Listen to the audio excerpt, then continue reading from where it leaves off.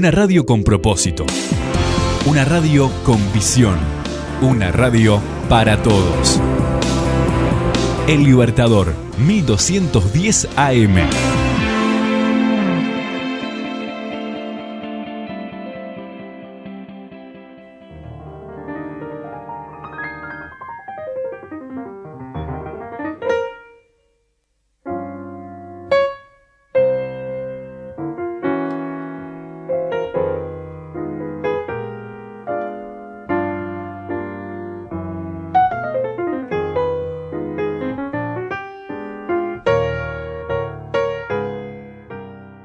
Continuamos con Punto de Partida aquí por la 1210 AM Radio El Libertador, la CW 121 desde Vergara para el mundo, departamento de 33, y no podés sintonizar por la web por el www.ellibertador.com.uy, o si no también ver las distintas columnas que tenemos, entrevistas, y no solamente de Punto de Partida sino de otros programas también en nuestro YouTube y en nuestras redes sociales, tanto Facebook, Instagram como también YouTube, donde colgamos todas las entrevistas que hacemos aquí y que estamos haciendo bastante contenido audiovisual para que la gente también pueda acompañarnos a través de los distintos podcasts y a demanda. Estás ahí un domingo, no sabes qué hacer. Bueno, si pones el canal de YouTube vas a encontrar alguna linda entrevista o alguna linda columna. Hoy columna de literatura con María García Marichal. ¿Cómo estás, María? Muy bien. ¿Y tú, Carlos? ¿Cómo está la audiencia?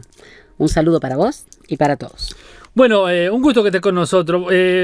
¿Con quién vamos hoy, María? Hoy vamos a hablar de dos mujeres escritoras. Dos mujeres. Una actual y una nació a fines del siglo XVIII y vivió unas décadas del siglo XIX. O sea que vamos a estar bien lejos una de la otra.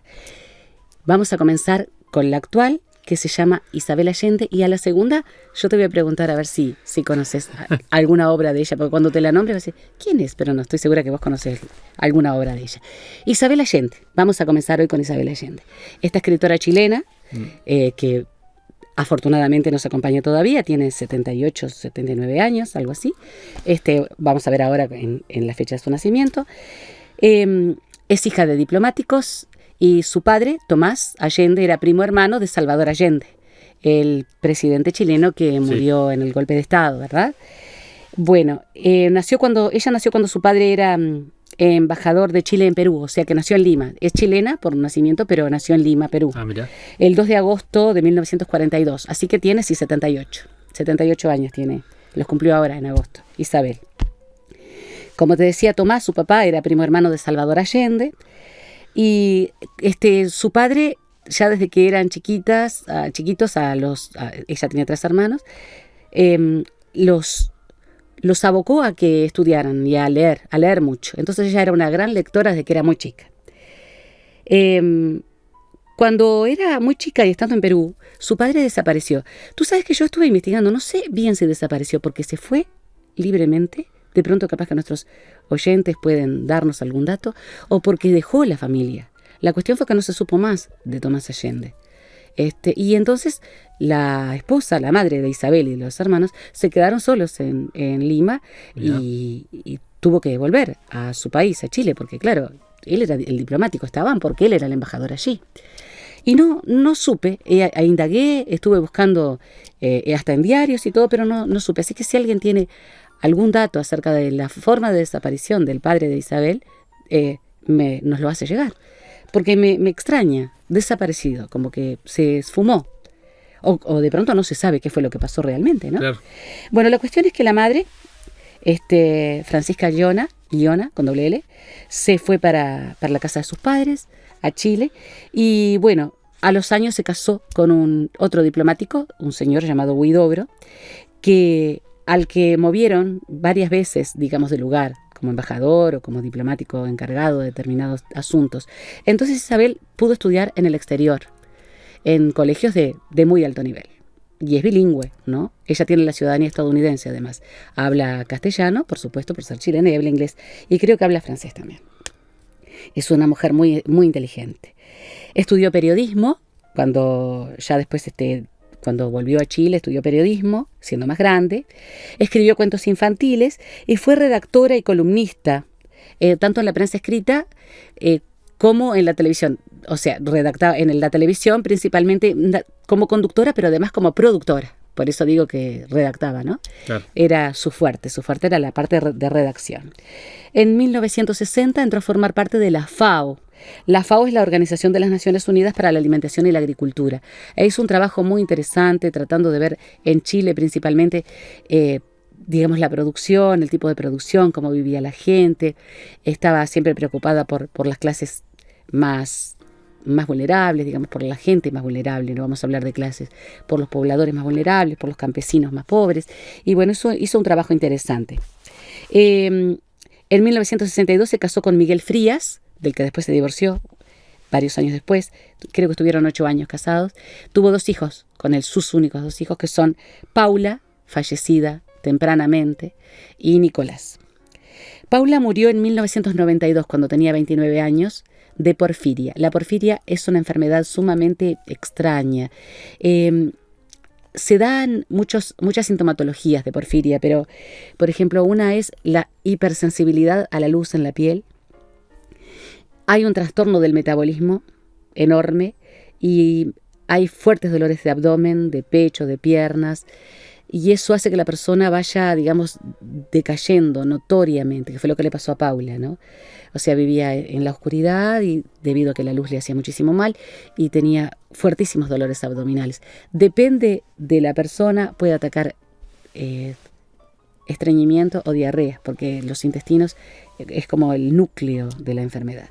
Así murió Paula Frías y ella después escribe un libro, el más personal, el más íntimo y el más sensible, que es Paula, ¿no? Después de la muerte de su hija. Volvemos atrás en el tiempo. En 1987 fue que se divorció de Miguel Frías, así que tuvieron 8 años casados. En 1973, cuando se produce el golpe de Estado en el que muere su tío, Salvador Allende, Isabel se va para Venezuela y se instala allí en Caracas. Allí es donde publica La Casa de los Espíritus, que es el fragmento que hoy te voy a leer de La Casa de los Espíritus, que fue llevada al cine. Incluso en la construcción del guión. Quizás es el libro más conocido de ella. Sí, es el más conocido de ella, sin duda alguna, el que la catapultó a la fama. Es un libro en el que hay mucho de realismo mágico, pero hay mucho también de política, ¿no? De la situación política que vivía Chile en ese momento. Una situación espantosa, calamitosa, realmente. Pero justamente este libro que la catapulta a la fama le permite a ella después seguir trabajando como escritora y seguir dándose a conocer. E incluso sus obras están traducidas a 5 idiomas por lo menos, ¿no? Trabajó como redactora de un diario en Caracas. Y bueno, es un bestseller, no hay duda. Nosotros no tenemos que... ¿cómo podemos decir? No podemos tratar al escritor por sus bestsellers, sino por su forma de escribir. Nos pasó con Stephen King. Pero también como Stephen King, Isabel Allende se ve marcada por el mercado, y no es un juego de palabras. Claro. Se ve determinada por el mercado y por sus editoriales. Lo que le pasó a Stephen King, que tiene, no me acuerdo cuántas obras eran, pero creo que eran más de 70, ¿no? Que habíamos, cuando hablamos de él, le pasó lo mismo. Es decir, en La Casa de los Espíritus es una obra, una gran obra literaria, considerada por la crítica su obra maestra hasta el momento. Fue llevada al cine, y así como ella sigue siendo una gran escritora, es también una escritora determinada por los movimientos del mercado de lectores y hasta por la propaganda y la publicidad, como es lógico en el momento actual, donde los mass media te pueden catapultar o te pueden destruir. Y ella está en la cúspide del habla castellana en este momento. Quien llevó La Casa de los Espíritus al cine fue el sueco Ville August en 1993, y ella participó en el guión. O sea, ella supervisó lo que fue. Y fíjate, ¿no? The House of the Spirits. ¿Quiénes actuaron? Meryl Streep, Glenn Close, Jeremy Irons, Winona Ryder, Antonio Banderas y Vanessa Redgrave. No hablamos de nadie. Imagínate si eso tampoco te ayuda marketing a catapultarte. Esto es puro marketing, ¿verdad? No estoy de ninguna manera desmereciendo a la autora, pero volvemos desde la época de del autor de teatro italiano, ¿te acordás? De Luigi Pirandello, en la que Henry Ford dijo, yo voy a traer a este hombre y lo voy a catapultar con mi marca.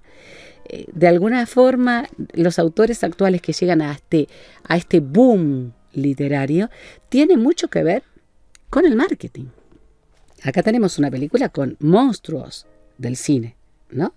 Entonces, le da a Isabel para seguir escribiendo. Es una mujer muy inteligente, escribe muy bien y le permitió además seguir adelante con el periodismo, con artículos y todo lo demás.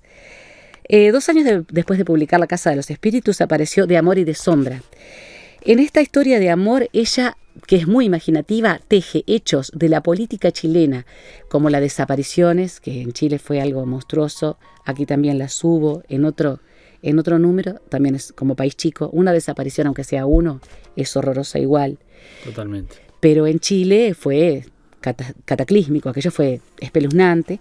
Entonces toma justamente esos hechos violentísimos como lugar, como escenario en el que se desarrolla una historia de amor. De Amor y de Sombra se llama otro de sus libros, muy famosos y muy, muy bien catalogados por la crítica internacional.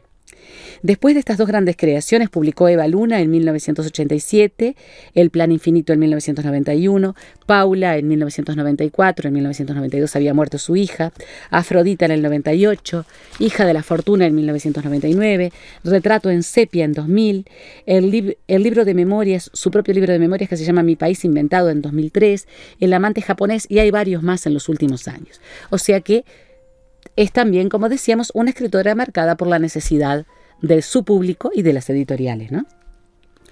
¿Qué premios tuvo? Bueno, el de la Commonwealth de las mujeres, que habíamos visto también a la autora africana, Ngozi Adichie, ¿te acordás? Chimamanda Ngozi Adichie, el Premio Nacional de Literatura en Chile en 2010, la Medalla Presidencial de la Literatura en 2014, el Premio Hans Christian Andersen de Literatura, el American Book Award en el 89 por Eva Luna. Y después de divorciarse de Miguel Frías, se casó con Willie Gordon en 1988, se divorció en 2015 y está casada en este momento con Roger Cocras. Es una mujer que vive en los Estados Unidos, tiene doble nacionalidad, chilena y estadounidense. Es una mujer que sigue activa, que es muy inteligente, que sigue escribiendo a sus 78 años, es muy vital y que se vio también favorecida porque su primer libro, que es un gran libro, que es una obra muy interesante, tuvo esta película de impacto notorio que le permitió a ella darse a conocer, ser traducida y seguir trabajando. Y lo sigue haciendo. Es muy chilena, a pesar de ser internacional, es muy chilena. Se nota en los modismos, en las formas. Claro. Te voy a hablar un poquitito de La Casa de los Espíritus antes de leerte un fragmento, ¿puede ser? Y a los oyentes. Narra la saga de una familia de terratenientes, los Trueba. Esta familia está manejada con mano de hierro por su patriarca, Esteban Trueba, pero quienes son realmente los personajes centrales de la familia son las mujeres.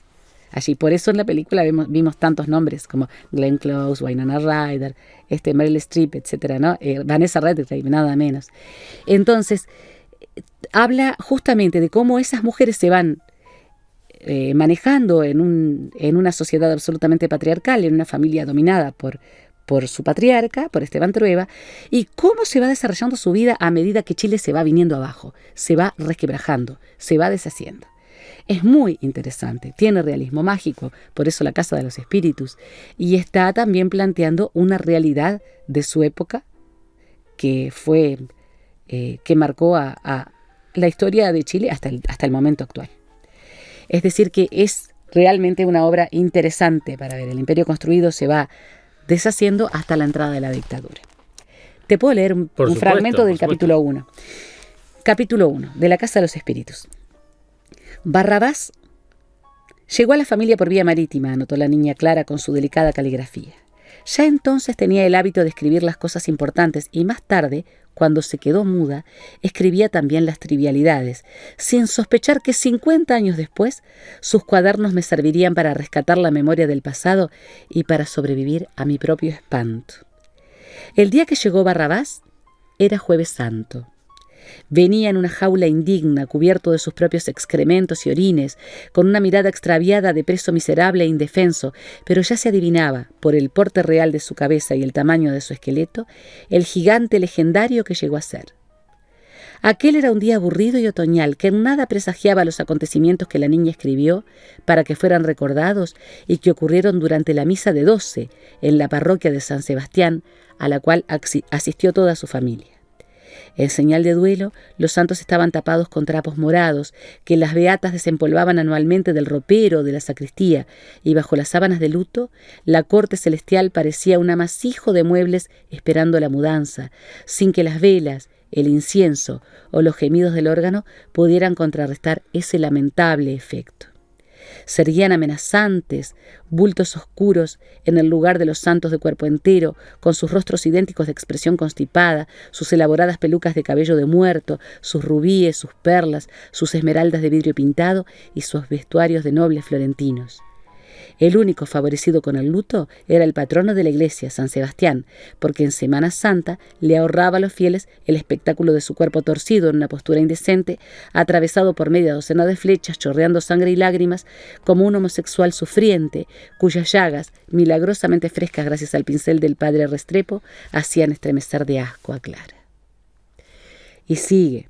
No les voy a decir quién era Barrabás para que después lo observen, pero es sumamente duro, ¿verdad? Ya el comienzo plantea, claro, hay un adelanto de todo lo que después se va a dar en esa novela, que es La Casa de los Espíritus.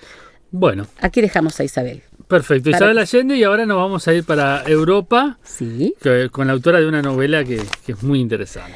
Mary Shelley. ¿Quién es Mary Shelley? ¿Quién es? Vos sabés quién es Mary Shelley. Vos sabés quién es. Es la mamá, nada menos que de Frankenstein. Porque qué historia la de Frankenstein. Qué historia impresionante. Pero además, Carlos, como Frankenstein es prácticamente conocido por el mundo entero alfabetizado. Totalmente. Conocido por el mundo entero. Sí, desde los niños de 4 años ya tienen una visión de quién es Frankenstein. Sí, por supuesto, porque además por las caricaturas, los dibujos animados, etcétera. Se han hecho, no sé, pero decenas de películas de todos los órdenes, desde las mejores hasta las de categoría Z. Hace poco vi una buena película de Frankenstein. ¿Ah, sí? Muy buena. ¿Sí? ¿De qué año te acordás? No me puedo acordar ahora, pero es bastante reciente, es muy buena.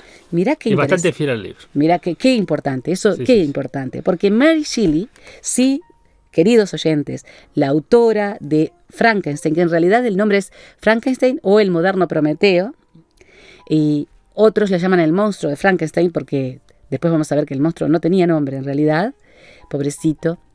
Es una mujer, pero además es una mujer que nació a fines del siglo XVIII y que vivió toda su vida en el siglo XIX. Y una mujer de armas tomar fue Mary Shelley. Sí, bueno.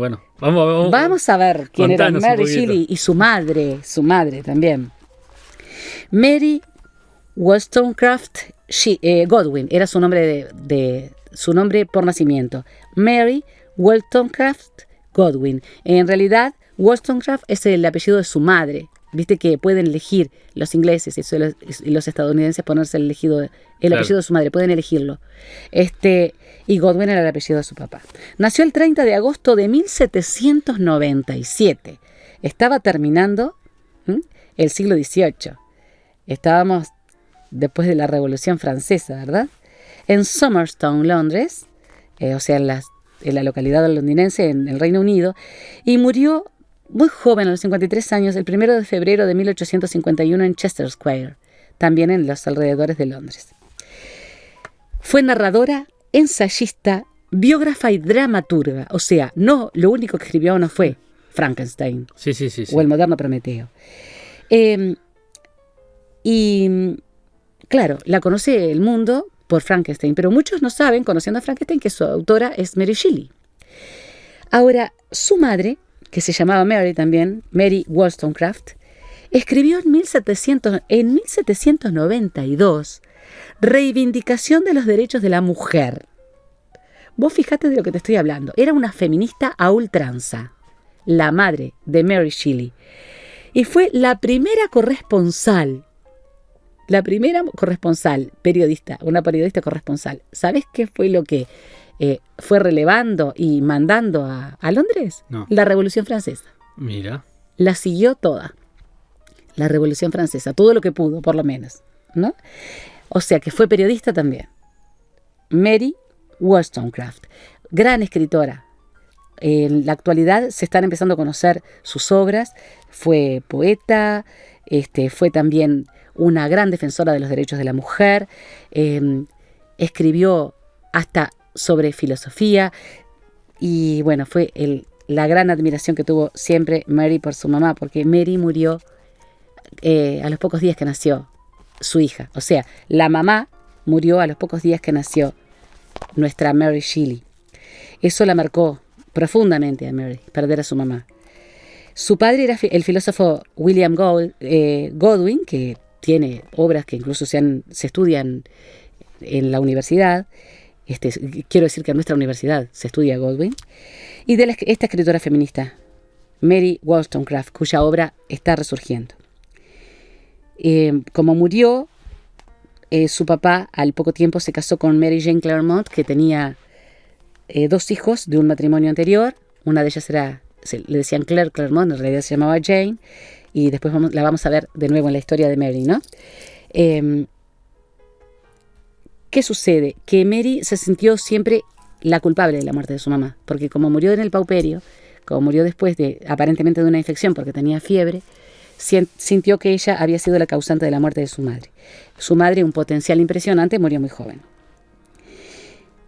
Como su padre era filósofo, su madre era esta feminista escritora que reivindicó los derechos de la mujer a fines del siglo XVIII, que fue además corresponsal de la Revolución Francesa.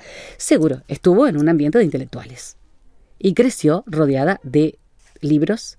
Fue muy educada, fue a centros para educarse, a centros educativos, pero además recibió educación en casa, y esto la marcó. Es decir, si la marcó su historia de vida, la marcó también su educación, ¿no? El padre era sumamente generoso en el sentido de que tenían que aprender. Incluso te digo más, la mamá había sido madre soltera y su padre, un filósofo de altísimo vuelo en ese momento, se casó con ella con muchísimo orgullo. Es decir, estábamos viendo que una familia muy liberal para la época.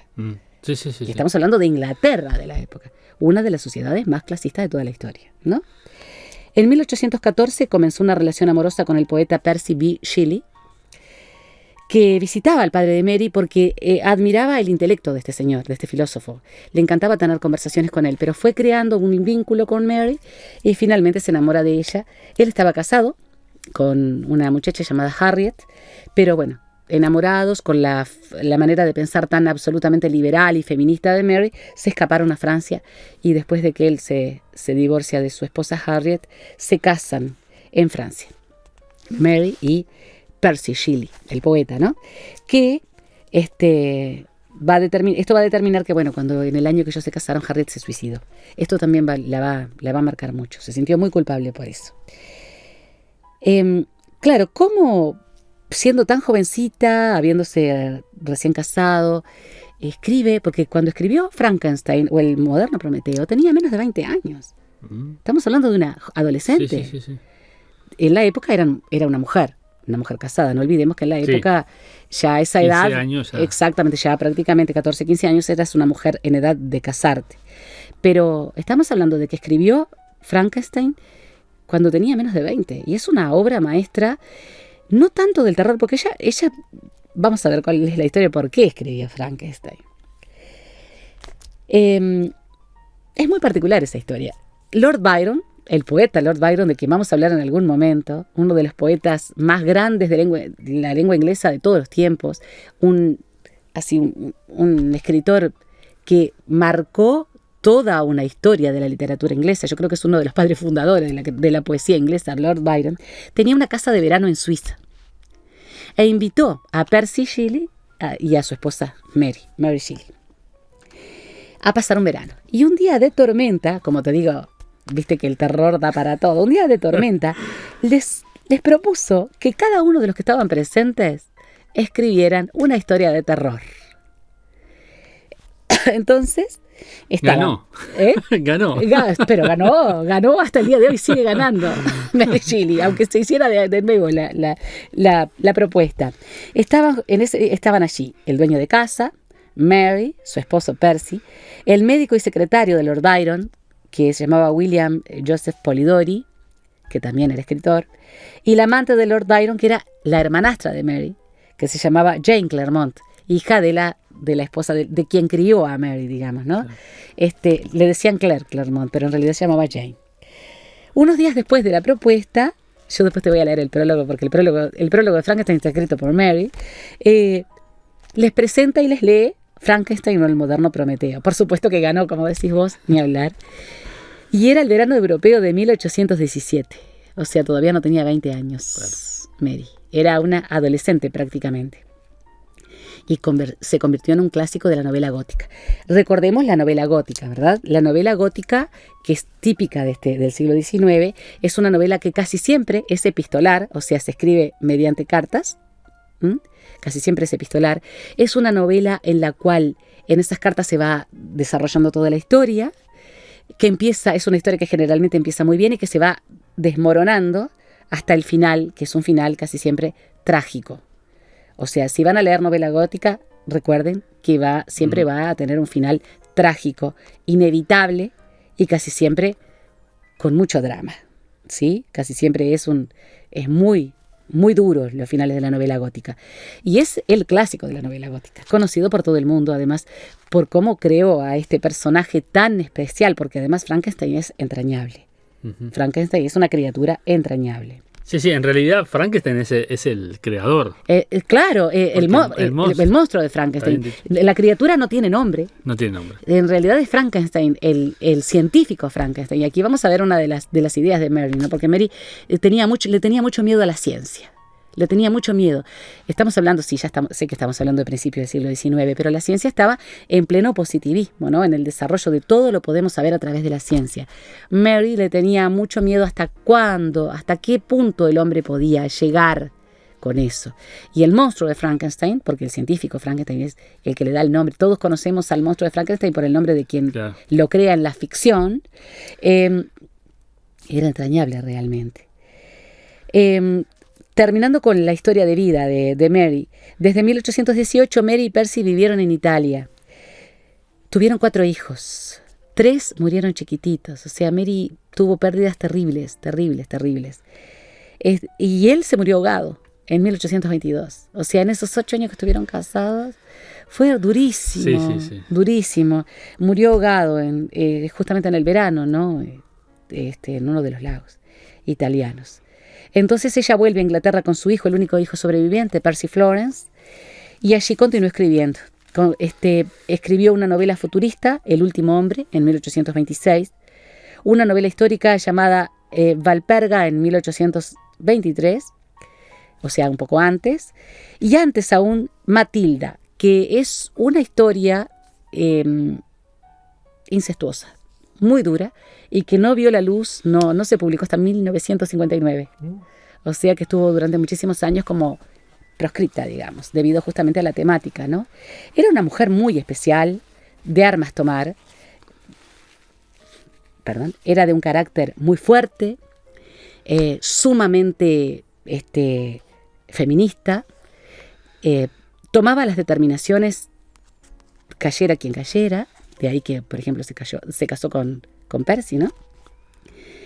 Y eso, bueno, hizo que escribiera también temas que eran tabú, estaban totalmente ocultos, como era el incesto. Mary murió de un tumor cerebral cuando tenía 53 años. Esta obra, escrita en un verano, justamente por un juego del Lord Byron, es una avanzada de la literatura de ciencia ficción, porque justamente Frankenstein, que es el científico, construye una criatura a partir de miembros de personas muertas, hace como una especie de rompecabezas y le da vida, ¿no? Lo hace vivir. A ver si se le puede dar vida a un hombre a partir de las personas muertas.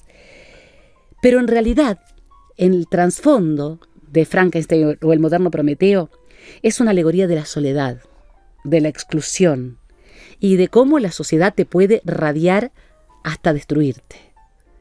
No quiero hacer un spoiler para los que no leyeron Frankenstein, pero me imagino que la mayor parte más o menos sabe cómo termina, la mayor parte de nuestros oyentes.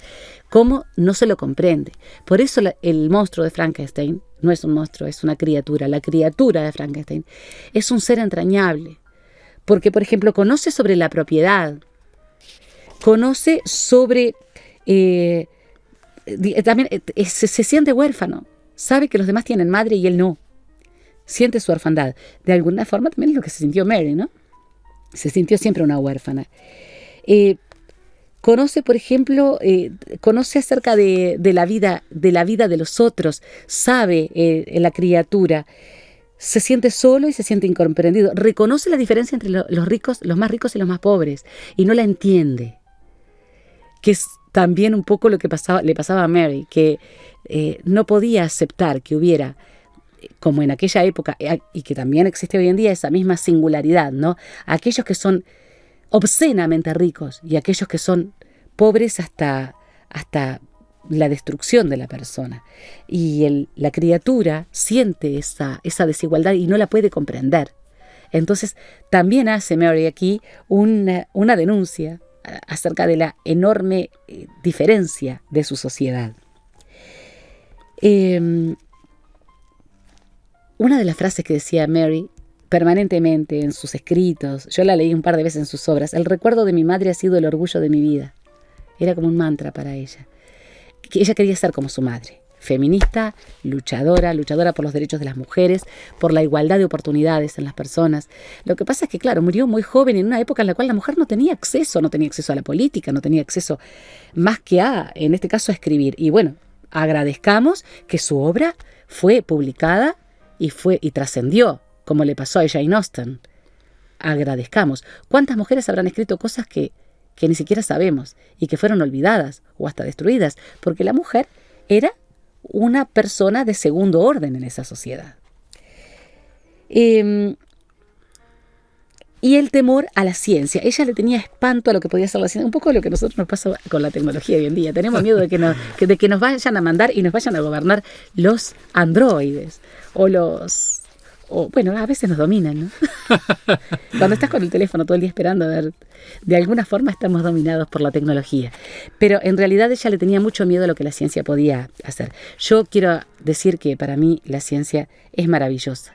La idea es aprendamos todo lo que podamos, hagamos todo lo mejor que podamos hacer, tengamos cuidado con aquellas cosas que son inmanejables, ¿no? Obviamente. Estábamos en un principio. En este momento ella está en el comienzo del positivismo científico. Vamos a leer un poquito. Sí, por supuesto. Yo quiero leer el prólogo, porque el prólogo de alguna forma también nos plantea cómo lo escribió. El suceso en el cual se fundamenta este relato imaginario ha sido considerado por el Dr. Darwin y otros fisiólogos alemanes como no del todo imposible. En modo alguno quisiera que se suponga que otorgo el mínimo grado de credibilidad a semejantes fantasías. Sin embargo, al tomarlo como base de una obra fruto de la imaginación, no considero haberme limitado simplemente a enlazar, unos con otros, una serie de terrores de índole sobrenatural. El hecho que hace despertar el interés por la historia está exento de las desventajas de un simple relato de fantasmas o encantamientos. Me vino sugerido por la novedad de las situaciones que desarrolla y, por muy imposible que parezca como hecho físico, ofrece para la imaginación, a la hora de analizar las pasiones humanas, un punto de vista más comprensivo y autorizado que el que puede proporcionar el relato corriente de acontecimientos reales. Así pues, me he esforzado por mantener la veracidad de los elementales principios de la naturaleza humana, a la par que no he sentido escrúpulos a la hora de hacer innovaciones en cuanto a su combinación. La Ilíada, el poema trágico de Grecia, Shakespeare en La Tempestad y El sueño de una noche de verano, y sobre todo Milton en El paraíso perdido, se ajustan a esta regla. Ya vamos a hablar nosotros de Milton también. Así pues, el más humilde novelista que intente proporcionar o recibir algún deleite con sus esfuerzos, puede sin presunción emplear en su narrativa una licencia, o mejor dicho, una regla de cuya adopción tantas exquisitas combinaciones de sentimientos humanos han dado como fruto los mejores ejemplos de poesía. Y mira acá, las circunstancias en la cual se basa mi relato me fue sugerida en una conversación trivial. Lo comencé en parte como diversión y en parte como pretexto para ejercitar cualquier recurso de mi mente que aún tuviera intacto. A medida que avanzaba la obra, otros motivos se fueron añadiendo a estos. En modo alguno me siento indiferente ante cómo pueden afectar al lector los principios morales que existan en los sentimientos o caracteres que contiene la obra. Sin embargo, mi principal preocupación en este punto se ha centrado en la eliminación de los efectos enervantes de las novelas de hoy en día y en exponer la bondad del amor familiar, así como la excelencia de la virtud universal. Las opiniones que lógicamente surgen del carácter y situación del héroe en modo alguno deben considerarse siempre como convicciones mías, ni se deben extraer de las páginas que siguen conclusión alguna que prejuicie ninguna doctrina filosófica del tipo que fuera. Es además de gran interés para la autora, dice y escribe Mary, el hecho de que esta historia se comenzara en la majestuosa región donde se desarrolla la obra, principalmente, y rodeada de personas cuya ausencia no cesa de lamentar. Había muerto su esposo, estaba en los Alpes suizos, ¿no? Pasé el verano de 1816 a los alrededores de Ginebra. La temporada era fría y lluviosa, y por las noches nos agrupábamos en torno a la chimenea.